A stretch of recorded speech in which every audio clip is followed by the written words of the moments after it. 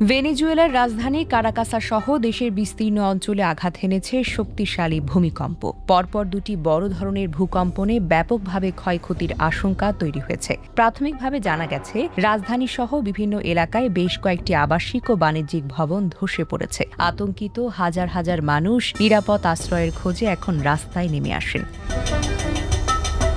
ভূকম্পনের তীব্রতায় অনেক এলাকায় বিদ্যুৎ ও যোগাযোগ ব্যবস্থা ব্যাহত হওয়ার খবর পাওয়া গেছে।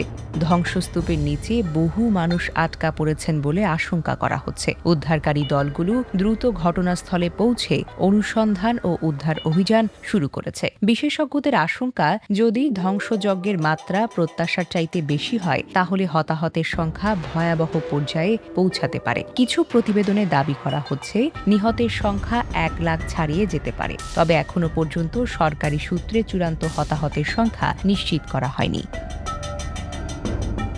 ভেনেজুয়েলার প্রশাসন জরুরি অবস্থা মোকাবেলায় বিভিন্ন সংস্থাকে সক্রিয় করেছে। হাসপাতালগুলোকে প্রস্তুত রাখা হয়েছে এবং ক্ষতিগ্রস্ত এলাকাগুলোতে ত্রাণ ও উদ্ধার কার্যক্রম জোরদার করা হচ্ছে। কারাকাসের বাসিন্দারা জানিয়েছেন, ভূকম্পনের সময় ভবনগুলো প্রচণ্ডভাবে কাঁপতে শুরু করে। অনেকেই আতঙ্কে ঘরবাড়ি ছেড়ে খোলা জায়গায় অবস্থান নেন।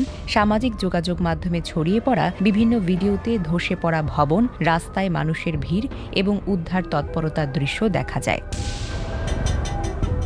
ভূকম্পন প্রবণ অঞ্চলে অবস্থিত ভেনেজুয়েলার এমন দুর্যোগ নতুন কিছু নয়। তবে এবারের শক্তিশালী জোড়া ভূকম্পন দেশটির অবকাঠামো ও জননিরাপত্তা নিয়ে নতুন করে উদ্বেগ তৈরি করেছে। কর্তৃপক্ষ জানিয়েছে, ক্ষয়ক্ষতির প্রকৃত চিত্র জানতে আরও সময় লাগবে এবং উদ্ধার অভিযান শেষ হওয়ার পর বিস্তারিত সকল তথ্য প্রকাশ করা হবে।